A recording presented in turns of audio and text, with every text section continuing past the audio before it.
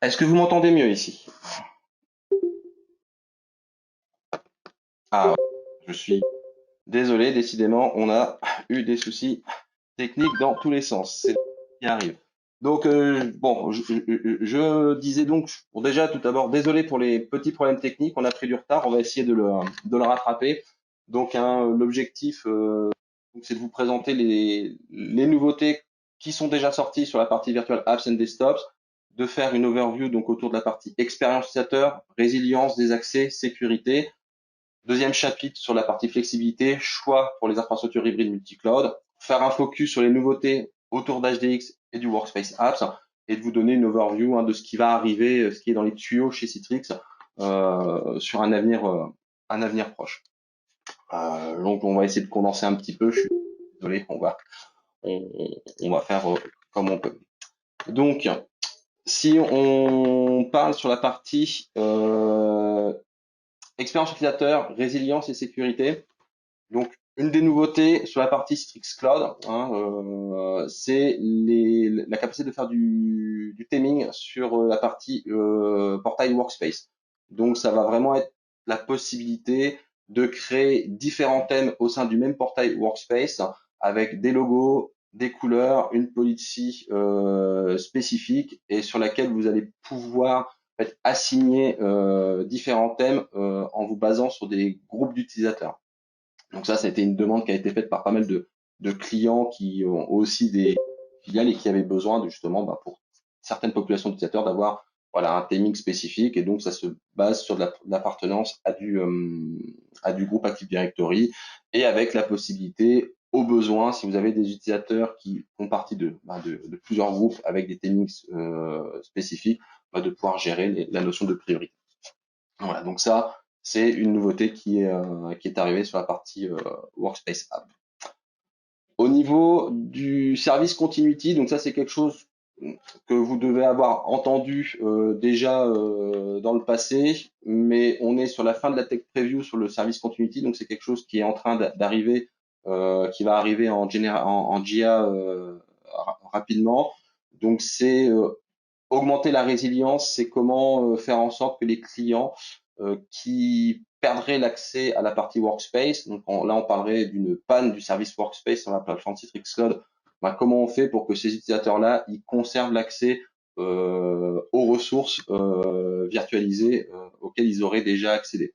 Donc voilà, l'idée c'est améliorer la résilience de la partie Virtual Apps and Desktop Service quand on va passer au travers de Citrix Workspace, permettre aux utilisateurs de continuer de se connecter à toutes les applications virtualisées et bureaux virtuels quand on a des pannes sur la partie control plane Citrix Cloud.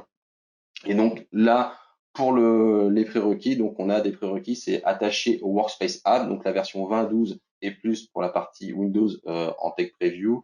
Et on va avoir la feature qui va arriver pour le Workspace App pour Mac en Tech Preview qui est aussi disponible. La Tech Preview pour Linux va arriver. On n'a pas encore la date définitive, mais c'est aussi une feature qu'on va porter sur la partie Workspace. Donc, le service est en Tech Preview. Vous pouvez le demander à le tester, mais on va avoir une disponibilité générale qui va arriver sur ce quarter-là. Donc, là, vous considérez plutôt que c'est une feature qui va être disponible très rapidement pour vous. Donc, en termes d'expérience utilisateur, qu'est-ce qui se passe actuellement quand on a des clients qui utilisent uniquement la partie Workspace sur notre control plane, sur l'offre Citrix Cloud, si on a une panne globale de notre control plane, l'utilisateur va se retrouver avec une interface Citrix Workspace qui va être vide d'applications et de ressources. Avec le service Continuity, on va avoir le Workspace qui va afficher un message comme quoi certaines ressources de control plane Citrix n'est pas disponible, mais on va avoir la capacité de se connecter aux ressources aux ressources de l'utilisateur qui restent accessibles.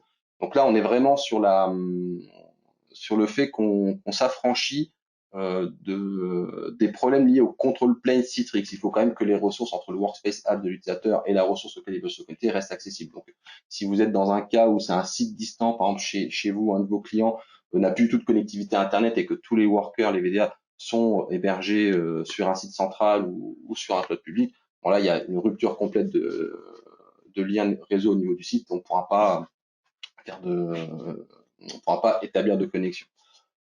Donc, pour vous montrer rapidement effectivement le fonctionnement, il y a une petite démo que je vais vous commenter.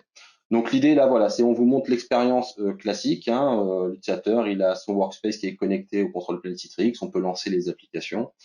Euh, Là, on va basculer côté administrateur. Donc c'est comment va se présenter le service continuity. Donc on va avoir un onglet qui va arriver et on va pouvoir configurer le leasing. Donc en fait, c'est le workspace app va mettre en cache toutes les connectivités qui ont été faites pour pouvoir les rejouer après. Donc là, on va émuler control plane. Donc là, ce qu'on fait, c'est qu'on coupe directement la partie externe du workspace. Donc, au fait, finalement, on désactive complètement l'interface. Et qu'est-ce qui va se passer côté utilisateur quand on va se reconnecter? Donc, on va avoir un message d'avertissement sur la partie workspace. On l'a sur la partie haute du workspace, mais on est toujours en capacité de lancer les ressources qui sont accessibles entre le client au workspace et les différents agents VDA, que ce soit du bureau publié ou de l'application publiée. Donc là, on est vraiment dans une feature pour vraiment améliorer le niveau de service, améliorer la résilience de l'infrastructure. Et ça permet aussi pour des clients qui maintenaient des interfaces de type storefront on-prem, de pouvoir potentiellement voilà, commencer à réfléchir à supprimer ces machines virtuelles ou ces serveurs, puisqu'il n'y a plus de nécessité de les garder. Donc là, ce qu'on voit derrière, c'est un peu la mécanique. Hein. Donc finalement, on va faire de la connexion. On va garder en cache les fichiers et les chemins de connexion. La vidéo s'est un peu déroulée rapidement. Vous l'aurez dans la présentation à un rythme un peu plus normal. La partie App Protection, donc ça c'est une feature qui est sortie fin 2019 pour les environnements on-prem, donc elle n'est pas totalement inconnue par vous. Par contre, elle va arriver sur les environnements as a service, donc virtual apps and desktop service. Donc là, l'idée c'est de dire que nous, nos solutions Citrix, de toute façon, par défaut, sont sécurisées. Hein. On est historiquement capable de bloquer, de gérer le comportement du client, bloquer les copies-coller, bloquer les impressions, bloquer le mapping des lecteurs locaux de l'utilisateur en fonction de son contexte. Hein. On est capable de faire des stratégies. On est dans les locaux de l'entreprise, sur un computer maîtrisé de l'entreprise, on ouvre, on est sur un bring your own device, on est sur un compute de l'entreprise, mais à l'extérieur de l'entreprise, on peut déjà fermer des portes. Mais l'idée, c'est que le endpoint ne l'est pas forcément complètement par défaut. C'est particulièrement vrai quand on demande à nos utilisateurs d'utiliser leur device personnel dans des stratégies, ou si on a directement des stratégies Bring Your Own Device. Donc, ce sont des mécaniques qui permettent d'apporter des features de keylogger et d'anti-screen capture. Donc, l'idée, voilà, c'est vraiment d'anonymiser complètement les frappes clavier et d'empêcher la partie screen capture sur les applications publiées. Donc là, c'est des choses qui sont en complément sur le Virtual App and Desktop Service. Et donc, c'est vraiment fait pour protéger les datas, l'environnement publié, quand on n'a pas une maîtrise complète ou qu'on n'a pas de garantie sur le endpoint qui vient se connecter. Ça vient de manière complémentaire. Donc là, dès qu'on va vouloir faire par exemple une impression écran ou un partage d'écran via un Teams, quel que soit l'outil, en fait, on va avoir un retour d'affichage qui va être noir côté partage. Donc voilà, donc vraiment, le point qui est important, c'est à la fois protection contre tout ce qui va être attaque malveillante, mais ça peut être aussi tout simplement se protéger, se prémunir contre des partages d'écran accidentels. C'est-à-dire que c'est dans la politique d'entreprise de ne pas partager via du Zoom, du Teams ou autre outil des datas même en screen sharing. C'est un outil qui permet aussi de délivrer ce service-là. Un point qui est important à mon sens, c'est à la fois entre la nouveauté et puis des choses qu'on sait déjà et des choses qu'on sait faire depuis un certain temps, mais on voulait refaire un point et un focus sur les capacités de la plateforme en termes d'hybridation et de multi-cloud sur notre offre Virtual Apps and Desktop Service.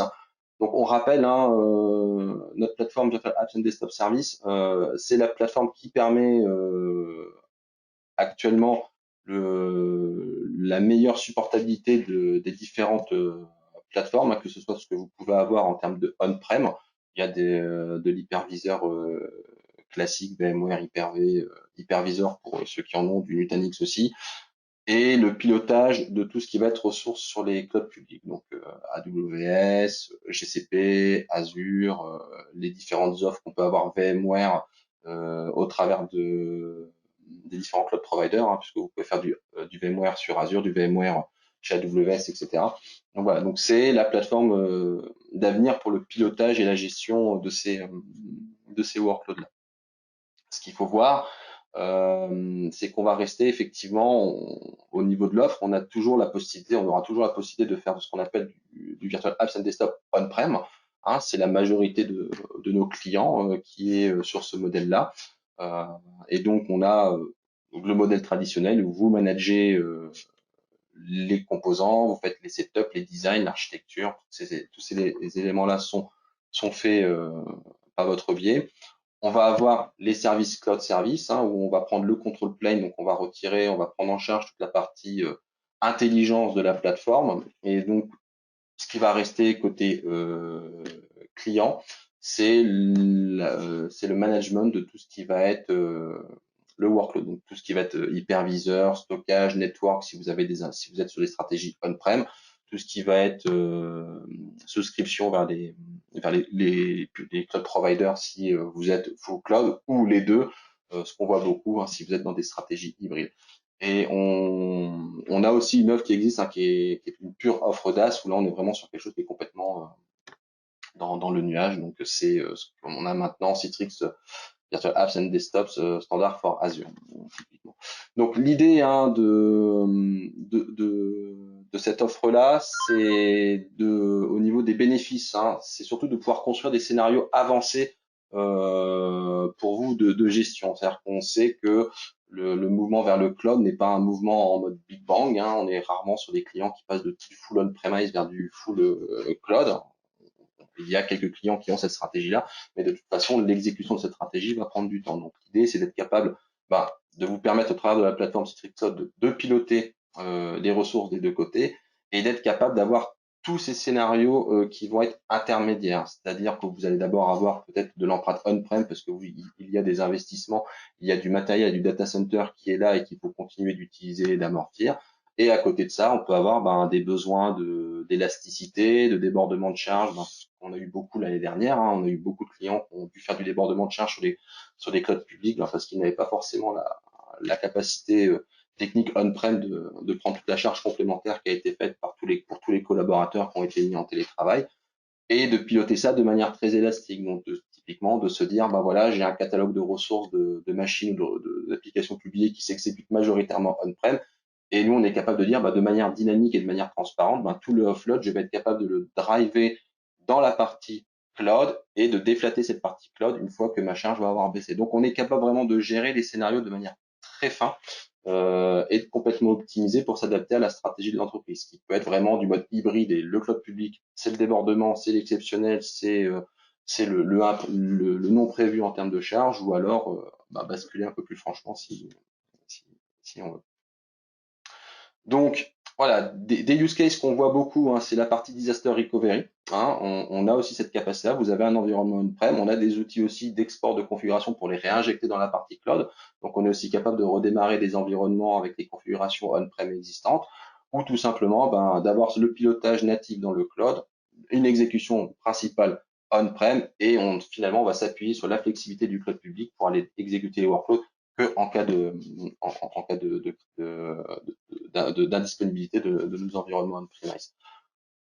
Les migrations phasées, hein, c'est ce que je vous expliquais. Une migration vers le cloud, quelle que soit la techno, quel que soit le produit, ça ne se fait pas en mode Big Bang. Donc, il faut être capable de gérer tous ces scénarios un peu smooth et qui prennent forcément du temps. Hein. C'est souvent plusieurs mois de travail, voire pour certains comptes ça se compte en années, en années parce que c'est des gros environnements. Il y a beaucoup d'applicatifs et beaucoup de contraintes à gérer. L'expansion, donc ça, on le voit, des scénarios de merge ou alors des besoins d'aller s'étendre à l'international, de la croissance externe, de la croissance organique, donc d'être capable, bah voilà, de se dire, on peut piloter de la ressource n'importe où. On est peut-être actuellement on est peut-être focusé sur le marché français, mais ben peut-être qu'on veut s'étendre à l'international et qu'on a besoin de rapprocher les workloads de nos utilisateurs. Si vous êtes basé en France et que vous voulez, parce que votre business s'étend, par exemple aux États-Unis, bah, c'est sûrement plus efficient d'être capable de piloter du workload directement là-bas via un cloud provider plutôt que d'aller monter du data center, monter du rack, monter du serveur, etc. Donc, voilà, ça reste un scénario qui peut être important pour certains de nos clients voilà, qui cherchent à s'étendre et qui vont être un peu cross-géo au niveau du fonctionnement.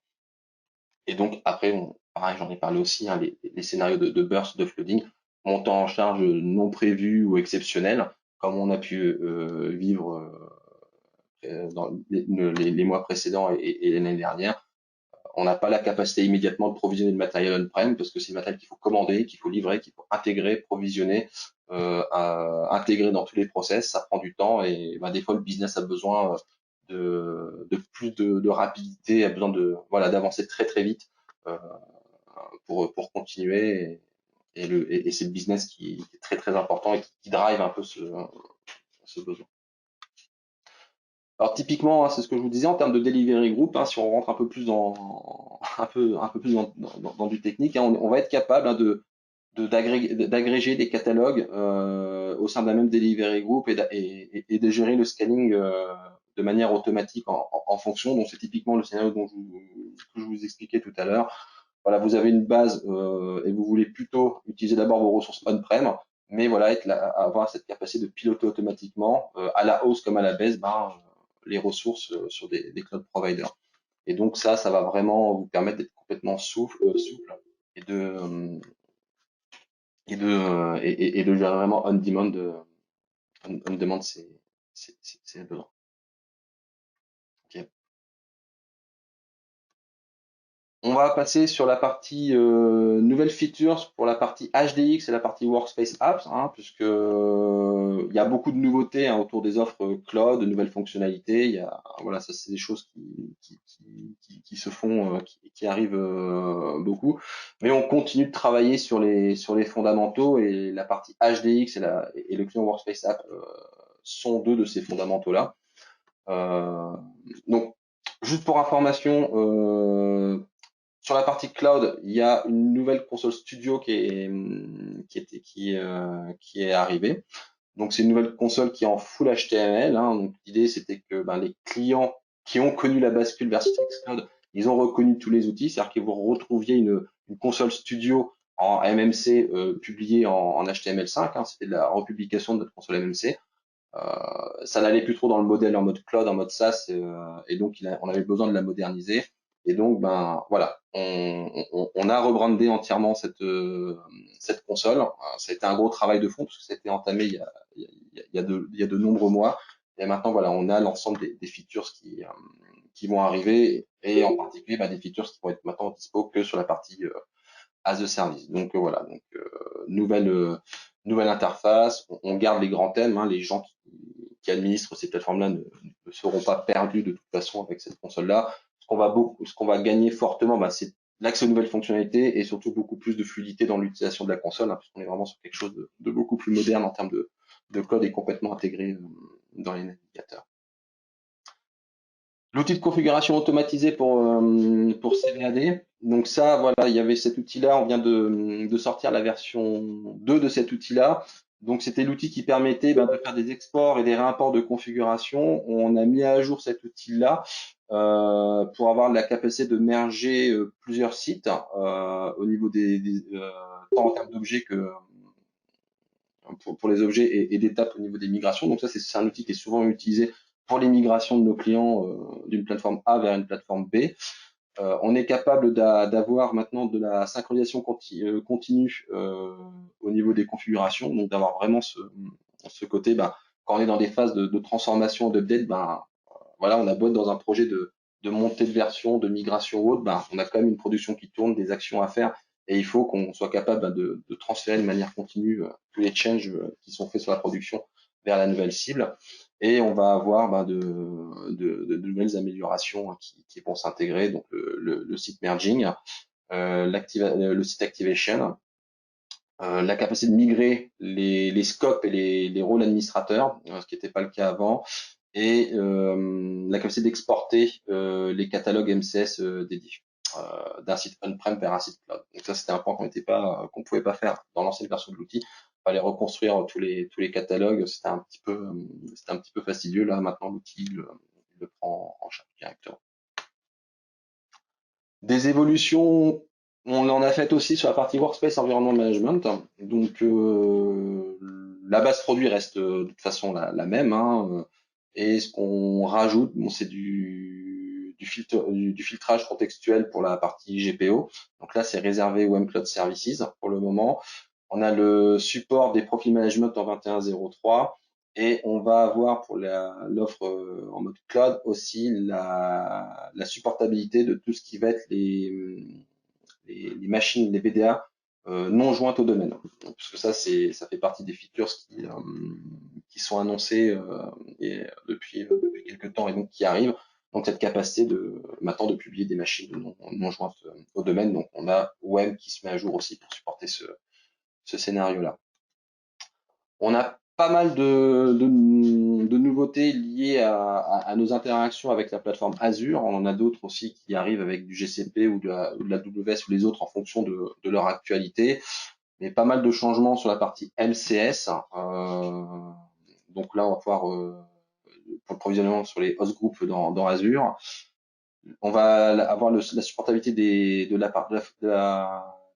galeries d'images partagées d'Azure dans MCS. Donc ça, c'est pour simplifier un peu le management des master images côté Azure. Fonction des améliorations supplémentaires. Donc le support de l'Azure Directory uniquement. Donc c'est pareil, ça c'est pour supporter les machines qui seraient directement jointes dans un domaine Azure Directory et pas que Active Directory. Donc ça c'est des choses qui vont arriver. Les availability zones et, et d'autres éléments donc qui sont liés à la partie Azure.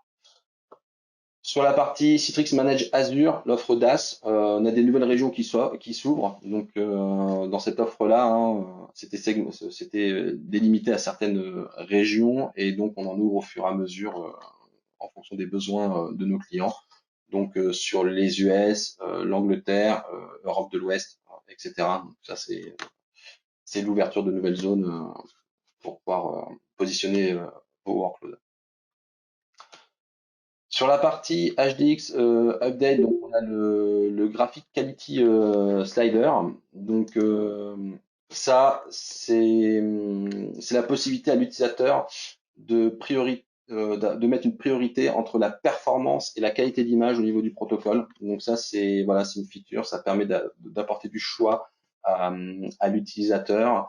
On va avoir le support de l'UDP pour le protocole rendez-vous. Donc ça, c'est le protocole qui est utilisé sur la partie Citrix Cloud et qui permet de faire le lien entre des utilisateurs qui se servent de la partie Gateway Service et les ressources de PDA. Donc avant, on était que en TCP, donc là, on a l'UDP qui arrive. Et on va avoir des optimisations sur Teams. Hein. On a régulièrement des updates sur la partie Teams qui vont arriver à partir de la release 21.01.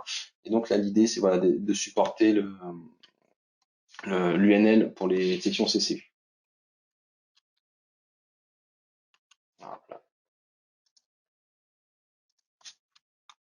Alors, pas mal de choses qui arrivent aussi sur l'environnement Linux. Hein, je le rappelle, on sait aussi publier des environnements Linux depuis maintenant quelques années et donc on continue d'apporter notre support là-dessus. Donc on va apporter le single image for domain and non-domain join côté Linux. Donc plus besoin de faire un master jouant au domaine et un master non jouant au domaine côté Linux, on va simplifier le management et l'administration des templates.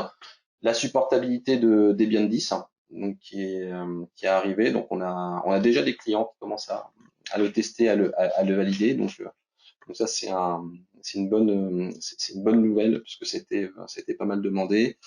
La capacité de configurer les timers de session inactives et déconnectées via les policies Citrix pour les clients Linux. Donc ça, c'est un rattrapage de features qu'on avait sur l'environnement, sur les VDA de type Windows. Donc là, c'est porté sur le monde Linux et une amélioration des collectes de données qu'on va faire dans la partie Citrix Director quand on travaille sur des VDA de type Linux.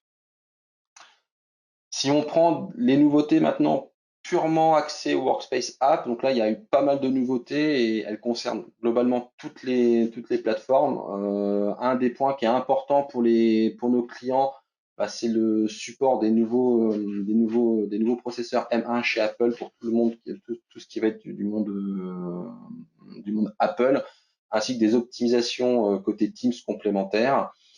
Côté Windows, c'est surtout des améliorations sur l'expérience utilisateur et la partie authentification. Android, surtout de la performance et de la stabilité. Et après, les changements qu'on va avoir, c'est sur la partie Chrome OS, où on va apporter la supportabilité de tout ce qui va être webcam dans les sessions. Donc ça va aussi impliquer le client HTML5 à terme. Et donc après, on a aussi Linux et iOS où on va avoir des nouvelles features. On va pas non plus toutes les dire là. En plus, comme on était un petit peu en retard, je ne vais pas tout lister. Au niveau du session recording, des nouveautés qui arrivent. Donc, on va avoir le support des databases AWS RDS. Donc là, c'est pour être capable de positionner voilà tout le recording et tout le recording des sessions qu'on va faire directement sur ces instances-là. Donc là, on va chercher à rattraper du gap entre ce qu'on pouvait avoir côté on-prem en termes de features et cloud. Et on a un nouveau web player qui est disponible, qui permet de simplifier côté administrateur la visibilité de toutes ces sessions-là. Donc là, il y aura un lien dans la présentation, vous pourrez voir un peu le web recorder, ce que ça donne, puisque là c'est une vidéo qui vous présentera vraiment cette partie-là. Donc pour terminer, les choses qui vont arriver, qui sont dans le pipeline de notre côté, hein, donc vraiment c'est sur de la roadmap. Assez courte pour l'instant, parce qu'il y a des choses qui sont dans les tuyaux, mais on peut pas encore les partager directement. Juste pour information, au cas où vous n'étiez pas au courant, nous avons maintenant une page officielle au fait où on affiche la roadmap sur la globalité de nos produits.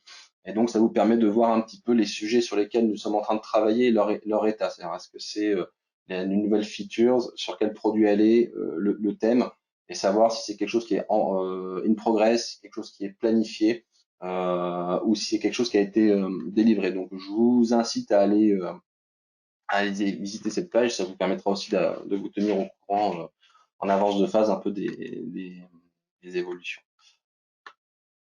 Dans les choses qui vont arriver et qui vont rentrer en Private Tech Preview, on va avoir le VDA Restore. Donc ça va être la capacité dans le cas où la montée de version d'un VDA sur un template où les workers ne se passent pas bien, d'être capable de revenir automatiquement à la version précédente. L'objectif clairement assumé, hein, c'est de faire gagner du temps. Si jamais lors d'une mise à jour d'un VDA, vous avez finalement un problème à l'installation, des problématiques à l'usage, d'être capable de revenir très rapidement à l'état précédent côté VDA. Donc ça rentre en Private Tech Preview pour le moment. Nous ferons des updates quand ça rentrera en Public Tech Preview, puisque ça vous permettra de souscrire pour tester le programme. Donc ça, je sais que c'est une feature qui avait été demandée par certains de nos partenaires et certains de nos clients. Donc ça, c'est quelque chose qui est dans les tuyaux et qui avance bien. Hop là, si, à chaque fois. Des updates sur la partie HDX, donc vous verrez, il y a pas mal de nouveautés liées à Teams.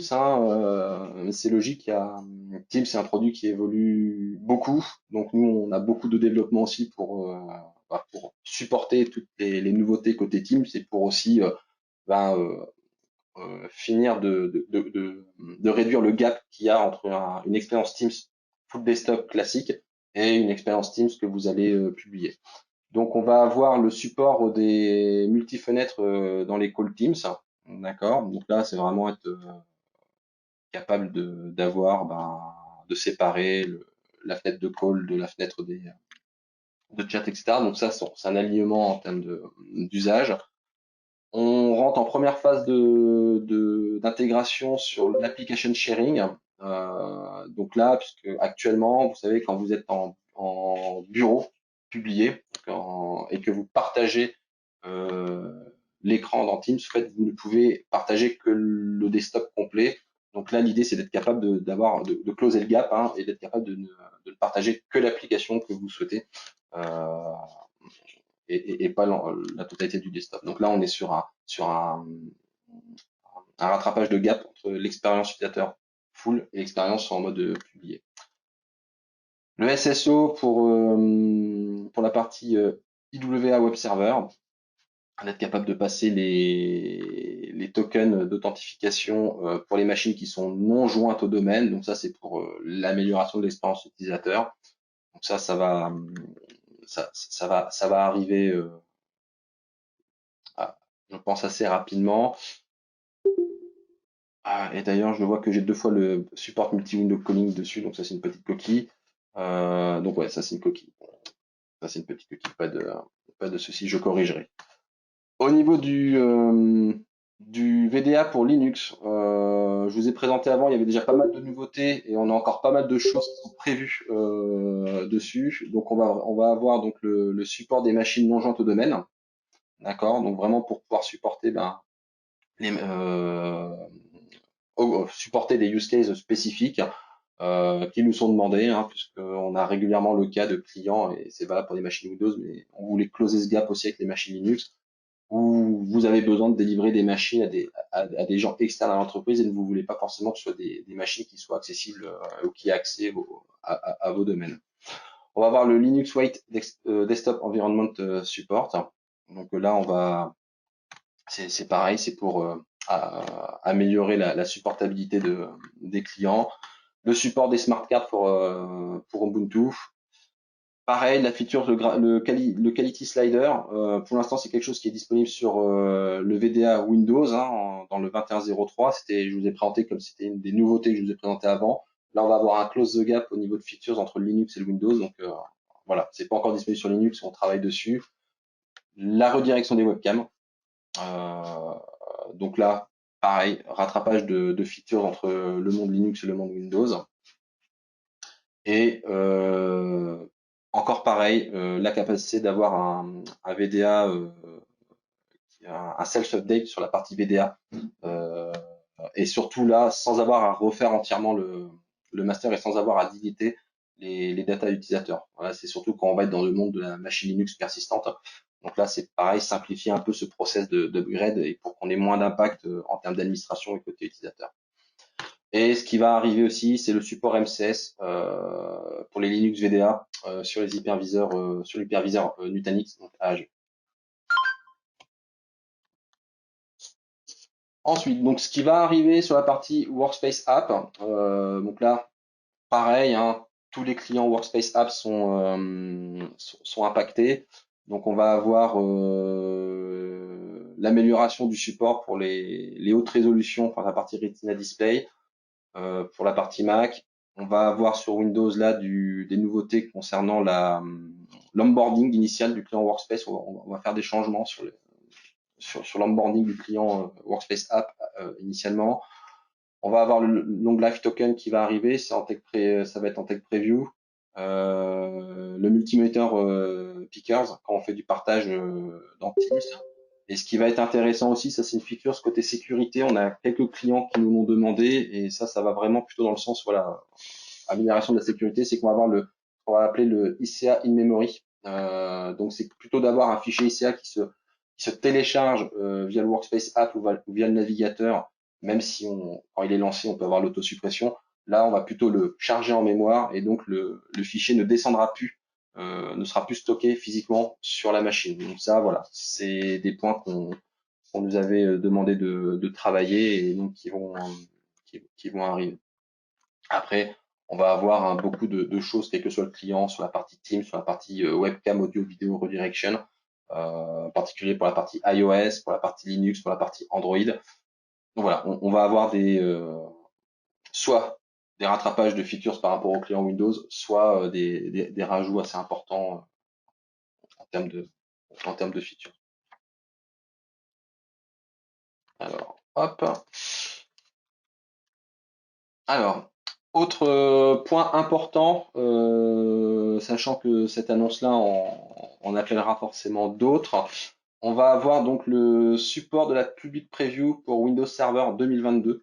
Donc c'est un point qui est important, hein, on continue de supporter les environnements Windows Server, Windows Desktop à la fois on-prem et dans le cloud. Il n'y a pas de volonté entre guillemets d'arrêter l'un ou l'autre, plutôt l'un que l'autre. Et donc le support de Windows Server 2022 c'est actuellement disponible en public preview. Donc de toute façon, comme toujours chez Citrix, hein, on a la volonté d'avoir le support de Windows Server 2022 en Day One à son lancement. Mais d'ores et déjà, dans la roadmap de notre côté, ce qui est prévu, c'est d'avoir une compatibilité complète des environnements Citrix on-prem et cloud dès les versions 21.06. Donc sur la prochaine CR, côté on-prem et l'update native qui sera faite sur la partie cloud de manière as a service. Donc voilà, là, la current release 20.16. Et d'ailleurs, je pense même que c'est 21.06. Et la partie cloud, ben ça tombe automatiquement dans les releases courants. Ça annonce de toute façon, on aura sûrement un alignement et ça annonce les prémices d'une future LTSR qui devrait arriver sur la fin d'année assez rapidement. On aura des détails si c'est maintenu ou si c'est un peu reculé, je pense un peu plus tard, mais voilà. On devrait avoir quelque chose de commun en termes de communication avec l'arrivée de ce nouvel OS côté Microsoft. Alors, je vois qu'il y a eu quelques questions. Je vais juste regarder ça. Moi, je suis arrivé au bout de tout ça. Je suis encore désolé du retard. On a dû accélérer fortement pour rattraper un peu le temps. Donc, je m'en excuse encore. Voilà, j'aime pas devoir accélérer autant les présentations. De toute façon, le support de présentation, on vous le communiquera. Je vais juste regarder côté questions ce que j'ai eu. Parce que, hop là. Ah, ok, j'ai eu quelques questions. Ok, ce que je fais, c'est que je vais prendre toutes les questions. Comme j'en ai pas eu énormément, je vous répondrai par email directement. Donc les gens qui ont posé des questions, je vais vous répondre directement par email. Vous aurez de toute façon la présentation aussi et la vidéo sera rejouable sur notre site. Juste pour information, donc le prochain Webinlunch sera le 9 juin. Donc voilà, n'hésitez pas à regarder sur notre site pour le prochain event. Voilà, donc on a récupéré le temps. Voilà, vraiment encore désolé du contretemps pour le démarrage. C'est des choses qui arrivent, on maîtrise pas forcément toute la technique. Et puis voilà. Eh ben écoutez, je vais juste moi rester connecté 1 ou 2 minutes si jamais il y a des questions qui tombent entre deux, mais n'hésitez pas.